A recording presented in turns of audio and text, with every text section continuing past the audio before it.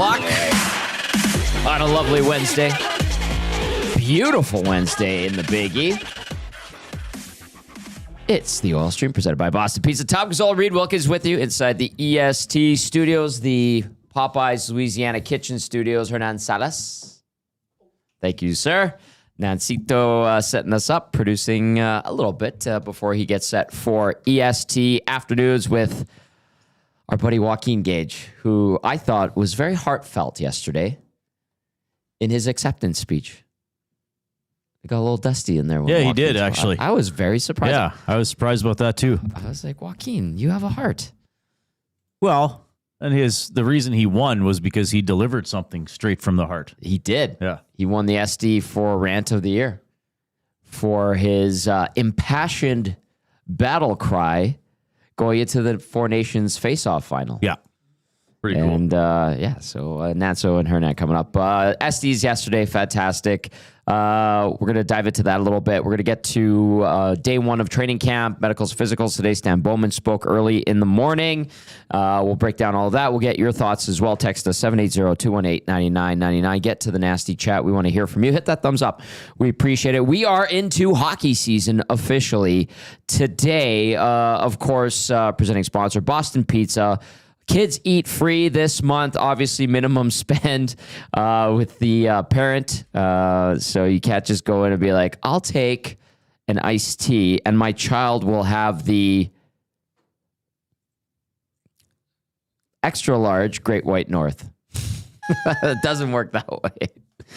Great try, though. Great try. You can also buy one medium or large pizza. Get the second one 50% off at Boston Pizza. Looking forward to getting to BP's Westgate again this season. Yeah. Curtis and Tony making deals with all of us at the golf tournament. We're going to be eating good at BP like we always do. Sounds like Jason and the crew at Boston Pizza Clairview, we might be hanging out there a little bit for some games. And then hopefully Hudson's, it sounds like we'll probably get something going with them. Shout out to Connor Yakubuski and the entire Hudson's crew at White Avenue. That was a lot of fun last night. And then maybe we'll talk to Patty Ketty and see what's going on with Ice House for some home games. But people are ramping up, getting excited for the season, and we've got a lot to talk about. But really quickly, Riedrich, Estes second. Estes, what did you like about last night? Well, the thing I like the most is that I love is it's such a joyous night. Yeah. It's just positivity and connection and celebration, and seeing so many of the people who are our listeners, our audience members to the station, and just getting to mingle with them and talk with them. And yes, I'm sure some of you are like, well, Reed didn't remember my name. No, I'm bad with names. He doesn't remember my name. I don't always remember Tom's name, but it's just that's what and getting to do it in like a great Edmonton spot, like the Garneau. I mean, it's not like we just set up some tables and chairs in our boardroom here and invite some people in. No, like there's hundreds of people, and it's in a really cool theater, and Iwanek does a great job with the production, and it's just celebration, and it's a reminder of. I mean, the crazy thing about the jobs we do, Tom, when we're in I still call talk radio, though I know we're streaming, but it's still talk format. Yeah. A lot of times you are literally alone in a room by yourself. Hernan leaves us in a room by ourselves. But it's a good, it's a good reminder of the people who are out there, and maybe maybe you're giving them the news of the day that they're catching up on, or just doing something that makes them think or makes them smile, which is pretty cool. We launched our new coffee.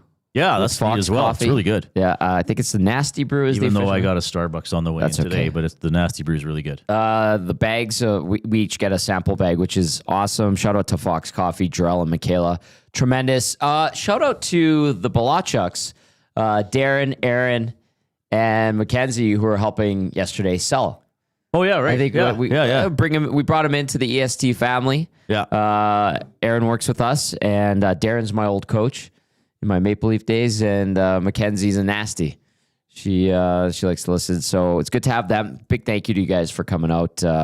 Such a fun night. I had a great time, and to everybody who's at Hudson's, shout out to all of you. Okay, good stuff. Let's get into it because there is a ton of news today. We heard from Stan Bowman, Brighton, early. I'll go over Cole's notes and then we'll deep dive. So he talked a little bit about the McDavid situation. I think you could get from him that he expects McDavid to sign with the Oilers. Didn't seem too, nervous, or his body language didn't indicate that he was lying while he was describing the scenario that was developing with Connor. He did talk about the conversations they have, and he goes, it's not really about money. It's just kind of about like the team, where we're going. And he's like, I've gotten to know him. I thought that was a good sign. If we're reading tea leaves and that's what we do, I was like, okay, yeah, this is good. I'm not too concerned. I don't think my opinion has changed at all after listening to Stan Bowman. And even the clips from 32 Thoughts with Friedman and Bukauskas, just like, yeah, Connor said more of the same. He confirmed no Carter Hart. Yep. Again, I'll reiterate, to me, that was something that the fan base almost wanted to will into existence, looking for a solution in net. He mentioned he likes Stu Skinner. Obviously, I think it's a make or break it year for Stu. That's up to him to do that. No real update on timeline for Hyman. No, not really. But he said one thing. He's like, I expect an announcement about that. To me, that says he's going to be out. And, well, yeah, he said Hyman is skating. He's just not skating with the team. Right. And he talked about taking it in 2-week chunks. But if you're making an announcement about a guy's status, you're not announcing, the Edmonton Oilers are announcing that Zach Hyman is fit to play. You never see that. It's, hey, he's going to miss X amount of time with this injury. Yeah, I guess. That's how I look I'd have to go back and listen to the exact language again. Mm-hmm. But Bowman also said he's not like worried about Hyman, or that he'll be unprepared or like out of shape or whatever, or not out of shape, but like if he misses a couple days of training camp, he's not worried about him fitting in. But yeah, but Hyman's not wearing a cast anymore, right? That's the orientation camp, which I guess was 3 weeks ago now. He just still had something on his wrist. Mm-hmm. But yeah, there's the possibility that he's not ready for the start of the season. And I don't think didn't sound like he's going to be on the ice tomorrow when they start doing actual sessions. Bowman brought up David Tomasek. He talked about him quite a bit, actually. Yeah. And he likes him. That's great. He signed him. He said that Tomasek, has good offensive instincts and was an offensive driver in Sweden. And that maybe he can fit in the National Hockey League. Well, if you sign the guy, you got to believe in him.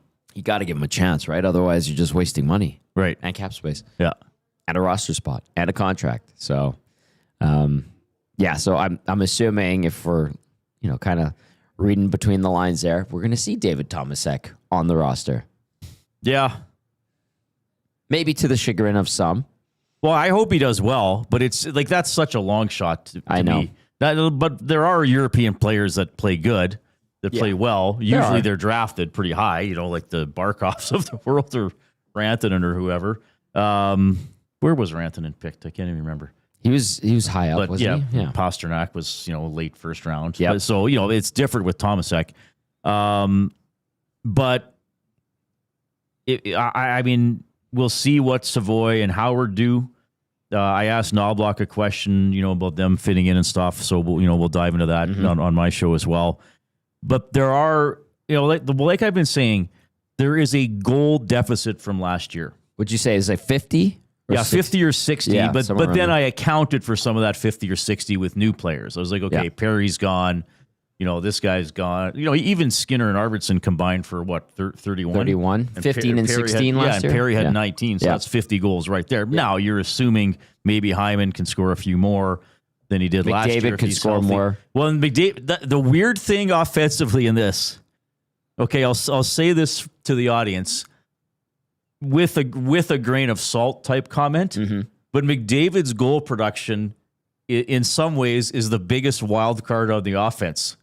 Because is he going to score 25 or 65? Like, they're both realistic. Yes. Right?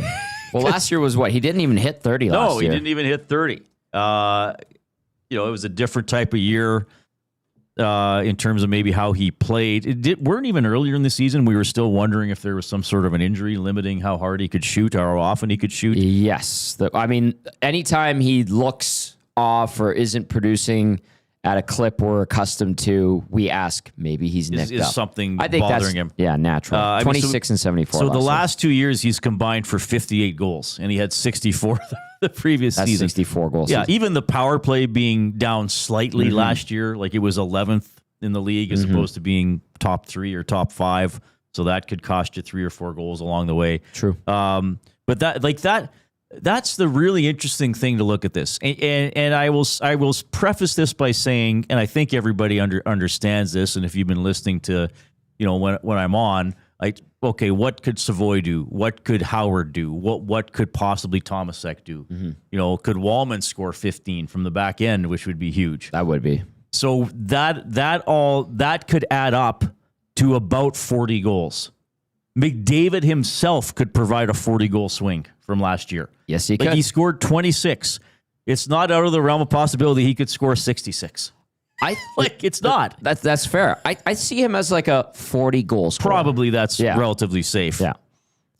64. I mean, that may be his all-time high from a couple of years ago. But that's awesome. The crazy part. What is he with McDavid? It's almost as if how does he decide to play?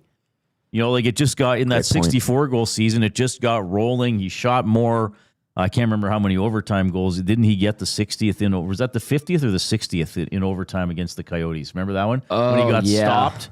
He got stopped and slammed his stick on the boards. Came and then back. Leon from one knee made the pass back to him. I can't remember if that was the 50th or the 60th. And he scored his 1,000th point against Nashville last season on a nice goal. On a goal. Yeah, that's right. When Leon was in the slot between the hash marks and passed it to McDavid. But of course, they still score on it. So anyway, we start talking about Tomasek. There's a goal deficit from last year. Now, some of those will be made up, but how much could possibly McDavid just make up on his own if he decides to go out there and I'd say at least half, and that wouldn't be a stretch. I think that would be a safe assumption that he makes up half of that 50-goal deficit if he wants to, like you said. Yeah, I'm going to score more this year. I don't think 26 is adequate. And then there's things like, if they are a good team and they have the lead late in a lot of games, does he get empty netters? I mean, Rob Brown a few years ago said he could get 10 empty netters in a season, which is a lot. Yeah. But if they're good and he's on the ice and he doesn't pass off on all empty netters, you don't have to play 15 overtime games. Yeah, true. Yeah. So anyway, that's just sort of a fun thing to think about. Besides how much are the new guys going to score, how much could McDavid potentially score? A lot. Tom and Reed on the Oil Stream. Text us 780-218-9999. Get to the nasty chat. One other thing Bowman talked about, guys with contracts expiring, he said that they've already initiated some conversations. Yeah. And I think we can whittle down who. Well, Wallman, probably Ekholm a little bit. Yeah. I would assume Kulak. Maybe, yeah. Now, I'm looking at who's a RFA, UFA next year. Maybe Podkolzin. Maybe. Okay. I don't think Henrique. This is just me. Probably not. I don't think Kapanen. I would kind of hope not. Definitely not Lazar. Well, no, because you got to see what he does first. He just signed. And I don't think he would be talking to Troy Stetcher about an extension. No. But Stu Skinner. Stu Skinner is one. I think you got to see how he plays. He did say, we like Stu. Yes, which he should say publicly. Yeah. I mean. But you know what's weird about that is at the end of the season last year when he had his end of season availability, he said, we're going to look at goaltending. I didn't believe him when he said that. I think that was lip service for the fans. I think they looked, but it's a hard position to upgrade. Yeah, now again, I will say this when people are like, well, yes, that is his job. He has a hard job, and being successful at it is doing difficult things. But I don't think he saw an available goaltender that was an obvious upgrade on Skinner. Right. It's a huge year for Stuart Skinner. This year could determine whether he is an NHL starter or whether he's an NHL journeyman. I don't think he'd be out of the NHL. Like a Reimer. Yeah. Who's like playing for a new contract. Or even oddly enough, well, he's younger, but like even oddly enough, a Talbot, who like has been really good with a lot of teams, but it was good here for about a year and a half, but changes teams a lot. So that'll be interesting. Another person who might be looking for an extension. Who is it? Another person, not a player. Would it be Chris Knobloch? Yes. Yeah. And he was asked about that today, and he kind of was joking, like, well, I think more people. I'll have to cut the clip because I haven't been able to cut all my audio yet. But did he make a funny? He said, well, more people are probably worried about Connor than mine. But he did say something about like, hopefully this is something that's taken care of soon, or some business that we got. So maybe there's an extension for Knobloch even. I'm glad you brought that up. I've had the good fortune. I mean, you guys were on the air, so I was our EST representative at the Oilers Media Golf Tournament yesterday.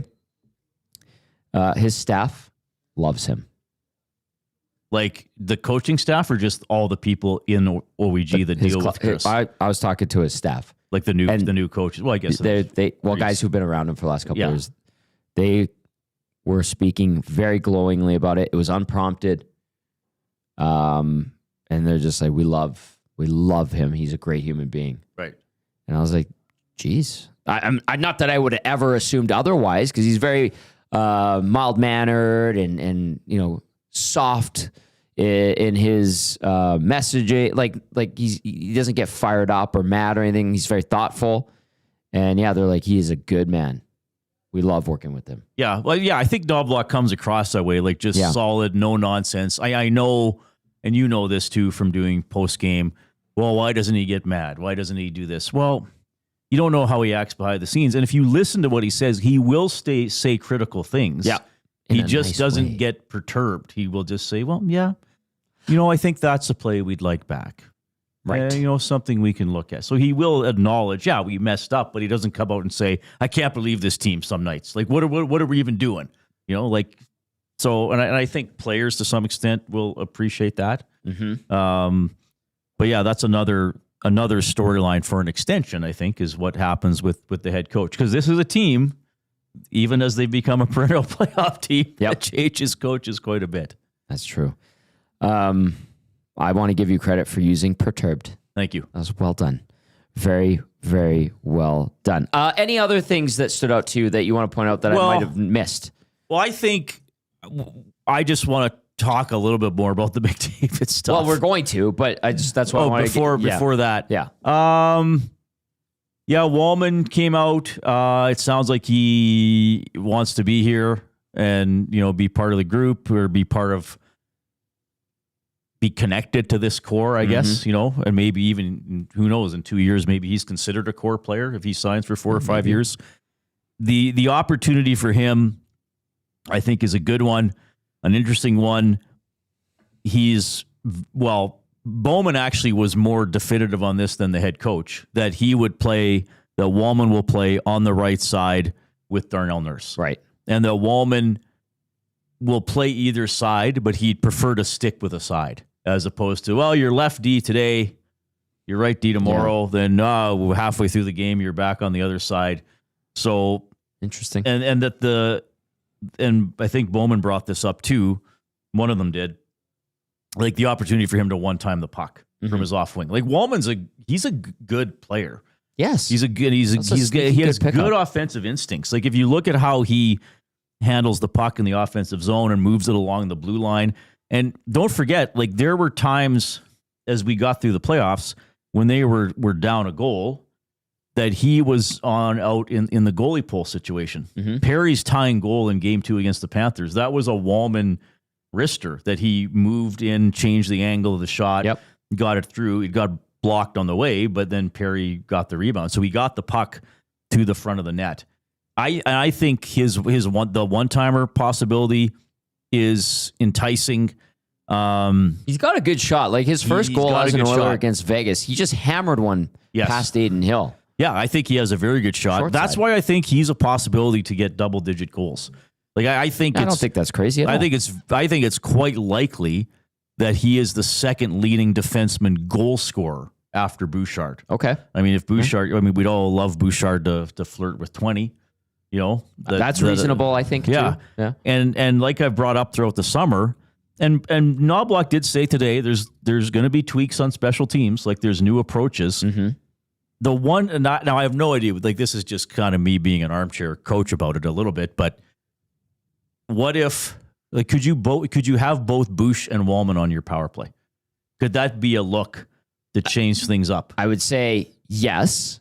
I think you're accepting a level of risk with that. Sure. But if you want to spice it up or you need a little bit of a jolt and you need a different look, absolutely. But Wallman's right at the top. And Bouchard's the top of the left wing circle so they can both one-time it. Leon's still sharking on the right wing. Yep. Hyman's in front of the net, and Connor's just skating around doing whatever he wants. Why not? They haven't had a one-timer option on the left side, on the power play since one Mark Letestu. Yes, good point. And he buried a few. Good guy, really good guy. Yeah, very good. Out of Elk Point. Smart player. Elk Point, right? Yes, grew up Elk Point, St. Paul Junior B, Canadian, Bonnyville Pontiacs. I love how he played Junior B. Well, that's what I met him. Yeah, I know. I love how you had him on, I think in July, and he was talking about that. Reed, you and I go back to my Junior B days, and I was like, that is phenomenal. He's a head coach in Colorado Eagles. Just got hired in the summer. Right. Yeah, AHL. It's a good opportunity for him. Great guy. I love that reference. Okay, 780-218-9999. Get into the nasty chat as well. We'll peruse the nasty chat. Reed's got the nasty chat. I've got the text line, and I'm going to start with a couple of texts as we dive into this McDavid stuff because Connor spoke to Elliot and Kyle on 32 Thoughts. I was chatting with Kyle on Monday night a little bit, and he told me they had this big interview lined up, and I was like, damn. And so we were bouncing some ideas off each other, and then, two of the best going head-to-head with the best in an interview situation. And then Stan Bowman speaking today. So here's a few texts before Reed and I dive in on the McDavid thing. Big Maple. We'll start with Big Maple. Says, to the outside world, the idling on the McDavid signing is cause for panic. But to the organization, it probably isn't a big deal because by now, they all would know the outline of what Connor wants to do this year and beyond, whether that's got an ultimatum caveat or not. The problem I have is how the public is overtly panicking, which if I was Connor, I'd be a little bit concerned that people don't have faith in my commitment to the city and team, considering what he's given to us over the course of his career. That's a good text from Big Maple. That's a really good text. I guess I would wonder how much Connor thinks about or cares what the average Edmontonian thinks. And I don't say that as a put down to people. I'm You're just wondering aloud. I'm just saying, I think he's so in his own world and he's so single-minded about hockey and what he wants to accomplish and how it's going to happen. So I don't know if he sits there thinking, oh my God, I'm upsetting people by not having made a decision. I don't think he does. I think you're right. And I realize, he did say this is a loud market and he knows there's lots of media and he knows how passionate the fans are. Yep. But I think he has to take that out of it. He's trying to make a decision. He knows people are waiting for him to make a decision. So I don't know if that adds to the burden. It's a good point. I just don't know if athletes of his level think about that. And I do, as I've been saying the last couple of weeks, I don't know. I don't think most of us can even understand what he's thinking or why he's thinking it or how he's thinking it. That's a fair point. He's in such a unique position and he's such a unique person. I do think he's quite smart. I do think he's quite analytical. I remember when he signed the extension after 2 years in the league, he had a year left on his ELC, and I interviewed his parents because they did a news conference at the building site of where Rogers Place was being built. Right. And his mom said, he's an old soul. And he is, he's this, Yeah. So I think that he's just so immersed in however he operates, which is different than most people. I think even other high-end hockey players, I think his mind is in such a different space. I like that you brought this up. I have a quick anecdote about that. Buddy of mine, he's a trainer, works with the organization, and he was helping on medical and physicals. And he goes, I can't get Connor. He goes, I know all the guys. I say hi to them. We catch up. I'm asking them. He goes, Leon's telling me about his summer and this and that. How you doing? What'd you do? And I see Connor, and this is how dialed in Connor is. I go, hey, Connor, how's it going? He goes, I'm not going to say my buddy's name, but he goes, hey, man, good to see you. Focused, ready to do whatever testing. And he goes, they had a few minutes and they're waiting. He goes, what'd you do this summer? Was it busy? Like, what'd you do? He's like, yeah, pretty busy. Focused. Yeah. And didn't even ask, like, he didn't engage. And I'm like, why? I'm like, were you offended? He goes, no, I just know that he's like that. And he's just like so dialed in. I've been around him for years and I'm trying to have a conversation, just see how he's doing. But all he's focused on is being the best in that moment at what he does. And that speaks to the way you kind of broke him down. And if he was worried about upsetting the fan base, why does he keep doing interviews? Like this is, I actually am at the point now where I find this strange. He has nothing to say about the situation except that he's thinking about it. He's not saying anything anymore. But how long ago was it now? 12 days ago, he does separate one-on-ones with Mark Spector and Ryan Rashad. Says the same thing. He does a scrum with the media, everybody else, and I asked questions in that.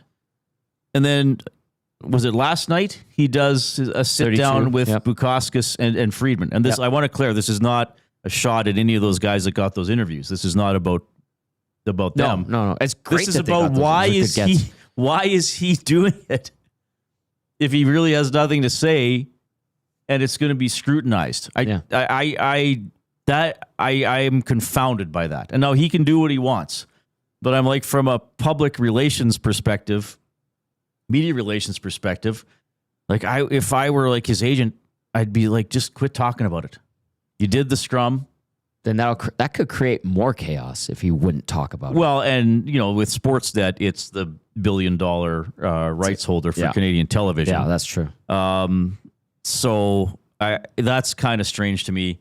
I just and Bowman said something today, and I think Connor said it in that interview too. Like, Connor said something like, it'll just be a vibe. Like, I know when it'll be time to do the extension, and I think Bowman said something like that it'll be when Connor feels it, he'll come and tell him. Yeah. Okay, let's do it. We're good. Did we get this in there? Yeah. Yep. Okay, good. Yeah. Sounds good. Yeah. Like, somebody put in the nasty chat, I don't think I can say that handle. It's something Google, mandatory interviews. I don't think those are. Certainly not. No. Certainly not with Ryan and Mark. Right. Maybe yesterday's would be. And those were done through the agent, by the way. Right. Yeah. Maybe yesterday's there'd be a little bit more like, hey, this is Elliot. Like, this is a big deal. Content we need. I don't think the other ones are quote unquote mandatory. Yeah. Yeah. Okay. This text comes in. First time texter. Thanks for joining us. Appreciate it. No name on the handle. If you want to go by a name, let us know and we'll save it into our file. The arrogance and smugness of Oilers management and some Edmonton media probably took a hit after that interview. Why is that? I don't know. I don't know. I don't know. Go on, expand. Yeah, like not. That's I don't understand. I'm not. Yeah. I'm just curious to see. To that texter, yeah. Why would the smugness and I don't know, like arrogance what? about McDavid's contract? Maybe. Yeah. I'm not. I thought that was an interesting. I'm like, okay, what does that mean? Anyway. Yeah, I'm not sure. Here's a good one. Don't listen to the idiots online. I know, but I can't help but feel a small amount of residual anxiety that a lot of the fan base is emitting around this McDavid situation. It feels late, and his words do not feel encouraging. Well, it's some of the stuff is unusual. Like, even in that interview with Friedman and Bukauskas, he kind of, and I know I'm cherry picking here, and people have sort of focused on this part of it, even though he said some other things. Like, I'm confident about this year, like 25-26 is going to be good. So is that him sending some signal like, oh, I'm not going to be here beyond this year? Or is that just him being, okay, what's a fact? The fact is I'm signed for one more year. Yeah. So that's all I feel comfortable commenting on. Like it is strange. And again, we can't totally know what's going on behind the scenes. And like, Bowman said, yeah, he asks me about how the team's going to be and how it might be in a few years. Like, but you can't know that. I mean, maybe Matt Savoy is the second coming of Yari Curry. We don't know right now. Like we just don't know. There we go. An answer to that one. Herb's Hose says, I don't know. Or no, that's not it. Sorry. It said that comment was likely related to Connor's comments about people and media not knowing what's happening with him and his negotiations.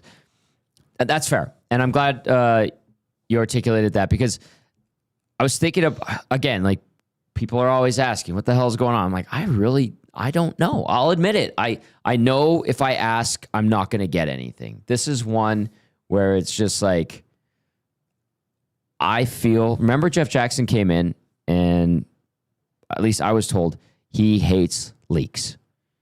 He wants to, as they all should, shut down as many leaks as possible. And I think since he's come in, they have done a pretty good job of that. And I feel like the mandate with this situation and McDavid's contract and all that from Jeff and the brass is, do not say a single word or your ass is gassed. Like, you're out of here. And I feel like they've stayed true to that, because we don't really know. And I think Connor's right when he says nobody knows what's going on with the negotiations. Like, we can assume, we speculate, but I feel like they have stuck to their guns and they have kept this super airtight.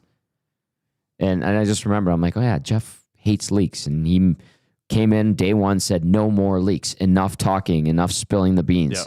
And it's been harder to get information from them. Like, I wonder if maybe there's so much about this that it's become complicated for I think a lot of us to think about, and certainly Oilers fans. Well, what about this? What about this? And I know some of you, like, you've put yourself in a tizzy.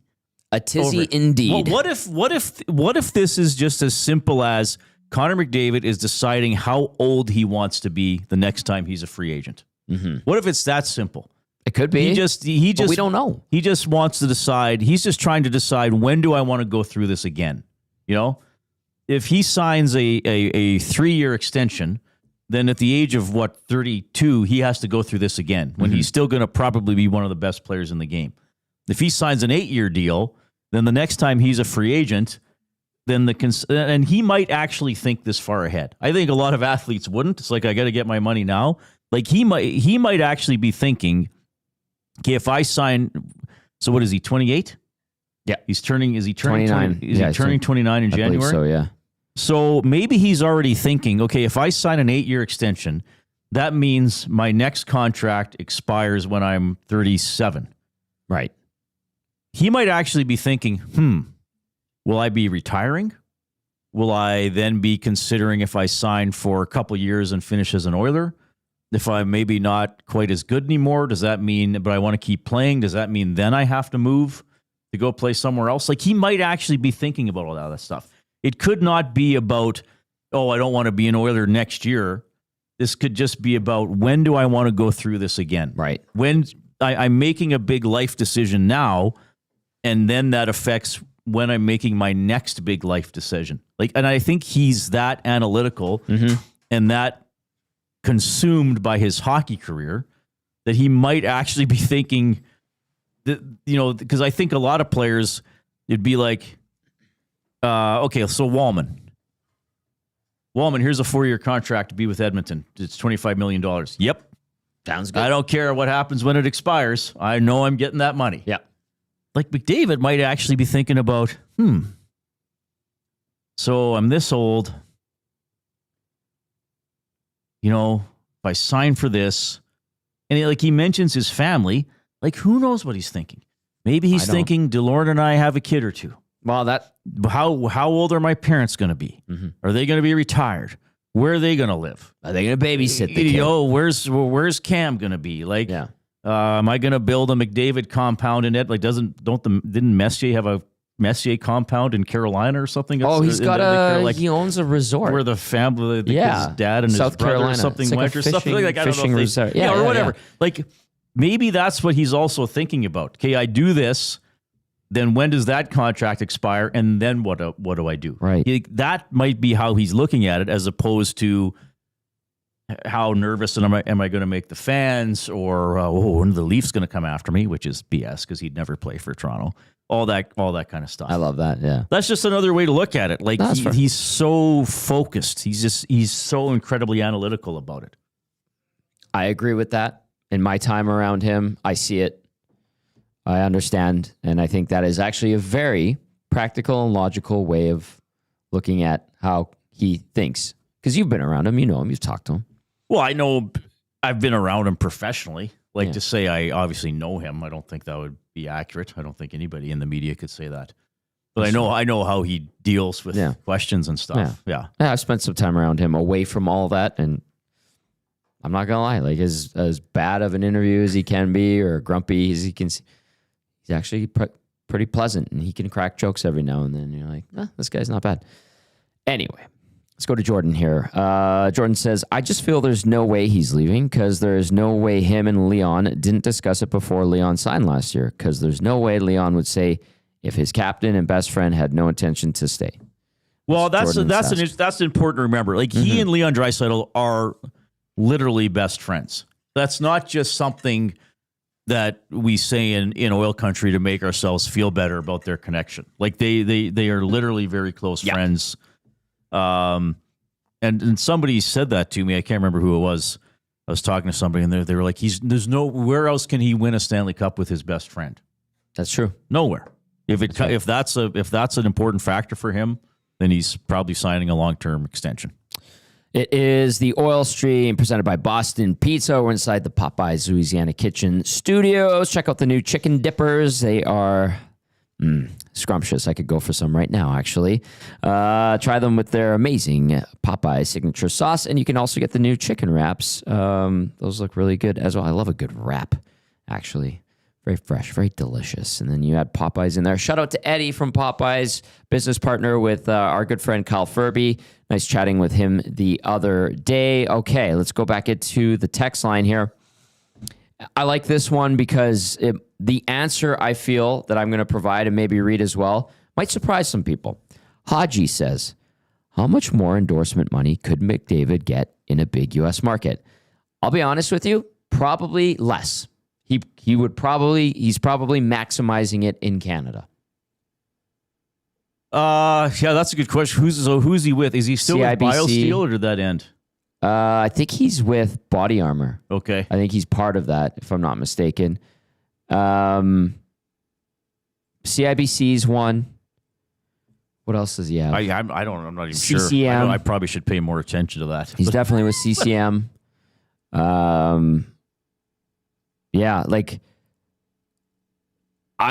listen, he is the best player in the world. He is marketable. He's got to capitalize on it. But I honestly, truly believe if he wanted to maximize his marketing money, right, Canada is where it's at. Probably, yeah. Yeah, so I don't think he would get more endorsement money if he went to a U.S. market, a big one, like Haji asked. I think in Canada is where he's going to get mega bucks. Like, he would get some in the U.S. What's to say he doesn't get some in the U.S. right now? BetMGM. There was another one he was a part of. Oh, yeah. Right? Like gambling company, him, Wayne. Yeah, there's a bunch of guys. So I don't think it would be more in a big. Yeah, I don't know if it would be like what some of the other people get, like what Tiger Woods was getting from. I guess that's an outlier. No, yeah. I mean, Shaq does the printer commercials. Yes, he does. Stuff. I almost want to buy a printer because I like Shaq. I find Shaq very, very likable, and I like what he does. Like, he would sell his shoes. Did you hear that? He wouldn't put it in like I don't know if it was Foot Locker or whatever, but he put them in Walmart or. Yeah, was that Shaq? Like, he refused to have a high end price for running shoes. He just wanted kids to get have affordable accessible shoes. Yeah. Yeah. You hear the stories where he'll be like out shopping and like a mom's trying to buy a laptop or a computer for their kid and doesn't have the money, and he's just I'll help you with that. Yeah. I love that. I think Shaq is a good human being. So anyway, it's just a little bit of a rant. This text, says, that's a great point, Reed. This is from Pauly Deuce.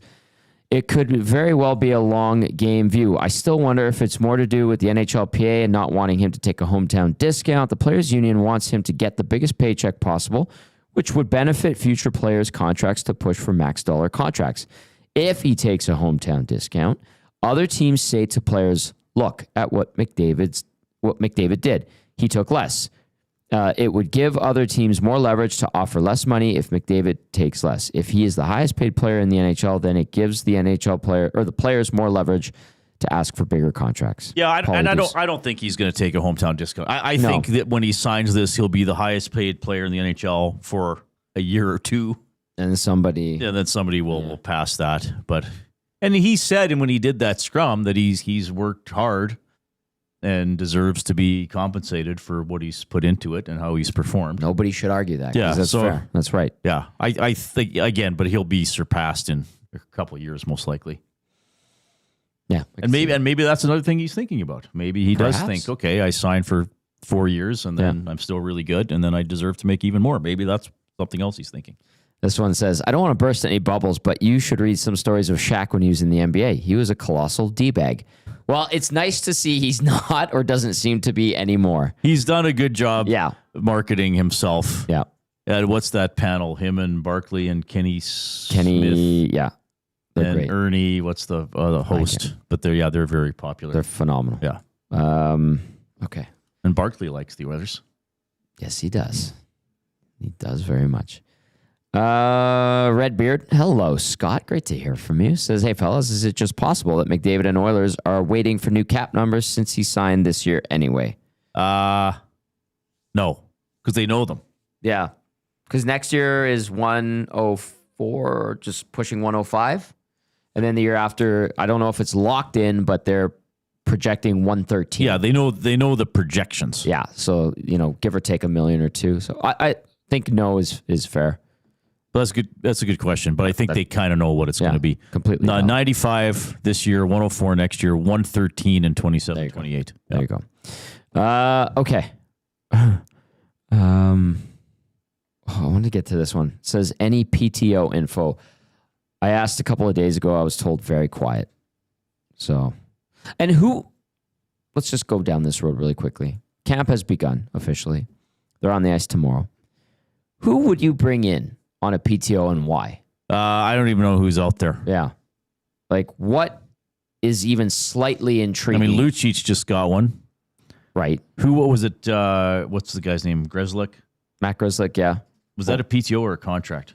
I think he got a contract. Let me see. Let's just see free agents on Puckpedia here.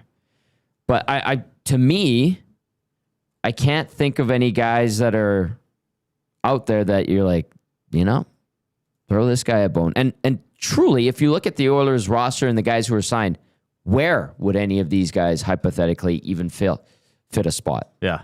There's nowhere. Like, you can pretty much determine the roster depending on how Howard and Savoy perform in training camp, and Philp to an extent. You pretty much know where everyone's going to be. Yeah, I guess they'd be hoping they have enough. If you look at the possibilities of players who could crack the roster, that they would have enough guys that they think can do that, as opposed to having to get, an Alex Chase on to come in and have a good season or something like that. All right. I'm looking at UFAs here. Robbie Fabry, but he's got a Penguins logo beside his name now. No current contract. Okay. $4 million last year. Alec Martinez retired. David Savard retired. Jack Roslovic. He doesn't have a contract? I guess not. Grzelcyk. He's Chicago. I found a list of the PTOs that have been signed for this year. So those are the PTOs. Like Fabry, Pittsburgh, Grzelcyk, Chicago. Brock McGinn, Jan Ruda, Marc-Andre Fleury going out with the he's going Pittsburgh. to. I love that, by the way. Clem Costin. The Oilers, I was told, have no interest in bringing him back as much as he's been pandering to come back. Tomas Tatar is available. Oh, really? Yes. He's had some good years. He has. Ilya Samsonov, Yanni Hakanpää, Patty Maroon retired, John Merrill, Christian Fisher retired, James Reimer. So I understand the curiosity, but like I look at that list and I'm like, meh. Yeah, I mean, I think it would be a forward if there was a PTO. Mm-hmm. I don't see one on there that I think would beat out somebody that's already signed and on the roster or expected to be on the roster, including Klim Kostin. And I know people are like, bring Klim back. The issue with Klim, from what I was told, and when he was here, details defensively. Yeah. He's not overly fast or mobile. No. Hits like a brick, though. Yeah. Tough as nails, can score, which I appreciate. Gets the crowd going. And then the other thing I was told is like, I liked him. I really enjoyed talking to him, to be honest with you, and appreciate what he was capable of doing and is capable of doing on the ice. But enjoyed the splendor of being an NHL player, yes, he did. if I may say. Yes. And that kind of hindered him in his other stops, apparently. That's all. That's what I was told. I'm passing it along. So yeah. I was told the Klim coming back from an Oilers standpoint, little to no interest. I think that's fair. Nice. All right. Of course, EST presented by our good friends over at Play Alberta. It's been a great partnership. We really appreciate them. Jordan and the crew are fantastic. Play Alberta, your home for online gaming excitement, featuring casino games, live dealer action, lottery, instants, and sports betting. Now with the new Play Alberta app, it just got updated this week. You can take the fun with you anywhere. Download the app or sign up today at playalberta.ca. Do you want to take a look at some numbers or anything like that? Since we're into the Play Alberta portion of the show? No, I'm okay. Okay. Math sucks. I know. I hate it. I'm kidding. I'll ask you this. Like 8, here's a number, 8 preseason games. Yeah. Can't wait till it's down to 4 next year. And won't they start the regular season in September possibly? I hope so. I really think that we need to wrap up the season. Cup's got to be awarded by like mid-June. I know it was mid-June last year. Early June would be wonderful. Yeah, it would be. Yeah, a report, NHL 26-27 season to begin in late September because they're going to 84 games, shortening the preseason. Here's a number question for nice. you. In the 8 preseason games, how many games does Stu Skinner play, and what numbers does he need to put up to satisfy you? And is that the same numbers that would satisfy the fan base? I think he'll probably appear in 4 games, would be my guess. And they don't really have other goalies they want to look at. No, I mean the guys in the minors. Right. I think with Skinner, you just are hoping that, he's moving well and he seems comfortable and he's not letting in questionable goals, especially in the preseason. Squeakers are the worst. Yeah, anything like that. I mean, I would say the same about Pickard. You just want to see a comfortable goaltender who's moving around well and appears to be focused. Yeah, that's fair. I'm not going to pay too much attention to the save percentage or anything like that in the preseason, and there could be nights he's playing in behind players who won't be in the NHL, which, just kind of affects the whole flow on the ice and how he's looking at the game too. But yeah, I think he's going to be highly scrutinized, which is fair. But I like to wait a little bit more until the games start counting in the standings. But that's fair. I think that he'll be looked at. I think the preseason mostly for me will be about probably Savoy and Howard, and then maybe Tomasek, if he's apparently going to get a chance. That's fair. I think maybe, and we haven't talked about this a lot, I do think the Emberson Stetcher number 6 defenseman. That's a good. Yeah. Now maybe they're going to split it. I think I would like to see Emberson take a decent step forward. Mm-hmm. If he's supposed to be the number, I mean, look, he's younger than Stetcher. Mm-hmm. He's bigger than Stetcher. I mean, Stetcher plays as big as he can. Like you never. He's 5'10" on a good day. Yeah, maybe. He's got. I guess what do they say? It's the size of the fight in the dog. He's got a lot of fight, but yes, he does. Still, he was physically overmatched sometimes. Mm-hmm. So, I'd want to see Emberson, because he didn't play as the playoffs went on, right? He kind of got he faded replaced into the background by Stetcher and Klingberg. I think Klingberg was hurt for part of the playoffs. I'm trying to remember. Well, towards the end, I think the game got too fast for Klingberg. Right. Too. Remember, he was making some unforced errors, or he was getting pressure, right, up the wall a couple of times, and So I think that's. I think in the preseason, I'll watch those three young forwards or NHL inexperienced forwards that I mentioned, and I do think Emerson, Stetcher, you should pay attention to that too. Emerson taking a step, that's good progress. Yeah, and they don't need to thrust him into anything. So that's a good point.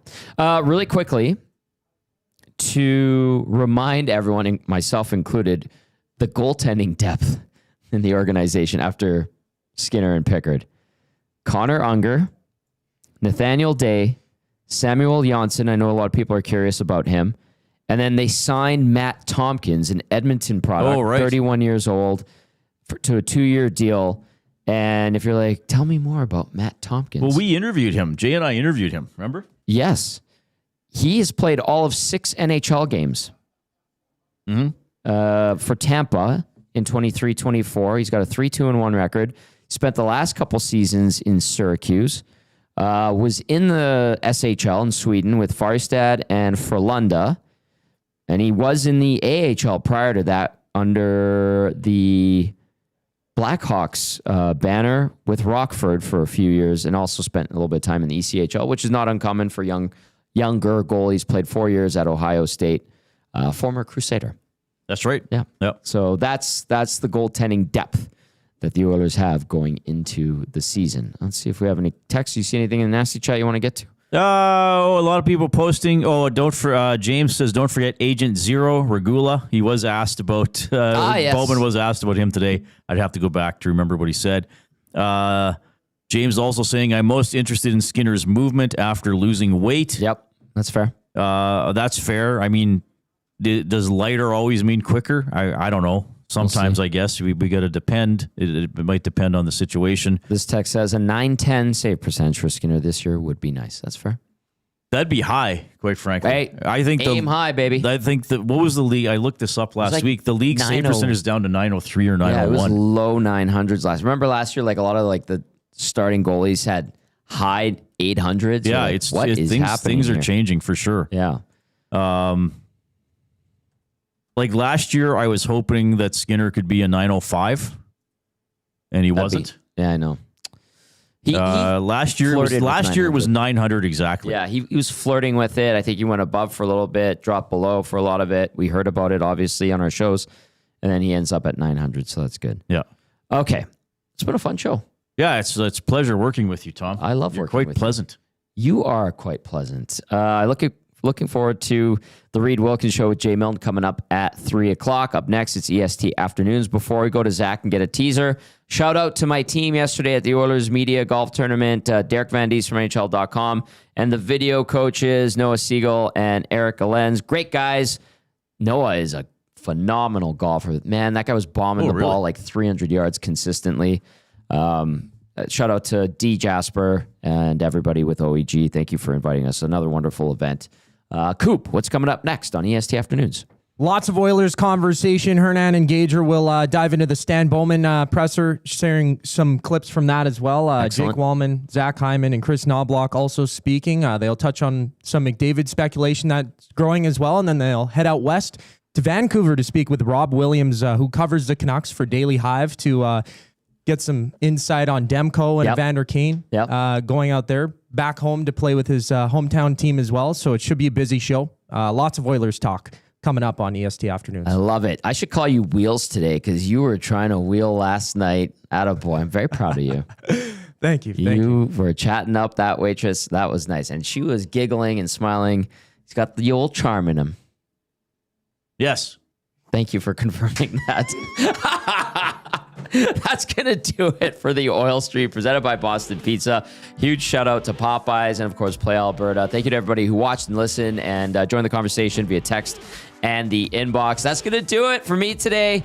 ESC Afternoons with Joaquin and Hernan, then Jay Milne and this man right here, Reed Wilkins, alongside Coop, slide in to take you home. We have Jason Smith on today, too. Lots of Oilers stuff and Jason Smith, Oil Kings head coach. Gator. Yeah. That's coming up next. Have a good one, everybody.